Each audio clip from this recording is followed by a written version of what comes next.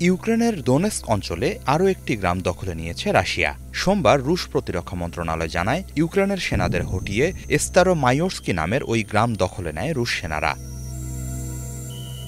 এছাড়া রণাঙ্গনের দক্ষিণ, মধ্য ও পূর্বাঞ্চলে রুশ সেনাবাহিনী ইউক্রেনের সেনাদের বিভিন্ন অবস্থানে জোরালো হামলা চালায়। রাশিয়ার আকাশ প্রতিরক্ষা ব্যবস্থা ইউক্রেনের একটি মিগ-29 যুদ্ধবিমান ও বেশ কিছু ক্ষেপণাস্ত্র ভূপাতিত করে বলেও জানিয়েছে মন্ত্রণালয়।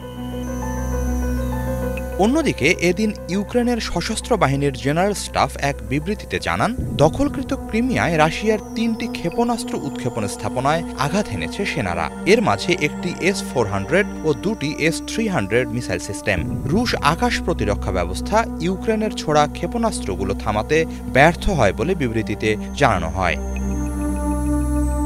একই দিনে সামাজিক মাধ্যমে এক পোস্টে ইউক্রেনের জেনারেল স্টাফ জানান, ৫ জুন রাশিয়ার রস্তভ অঞ্চলের নোভোশাখতিনস্ক তেল পরিশোধনাগারে হামলা চালায় ইউক্রেন।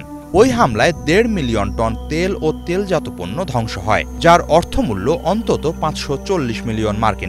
ইউক্রেনের এমন দাবির প্রতিক্রিয়ায় রাশিয়া কিছু জানায়নি। তবে গত বৃহস্পতিবার রস্তভের গভর্নর নোভোশাখতিনস্ক তেল পরিশোধনাগার একটি ড্রোন হামলার কবলে পড়েছিল বলে জানান। হামলায় অগ্নিকাণ্ড হয় বলেও জানান তিনি।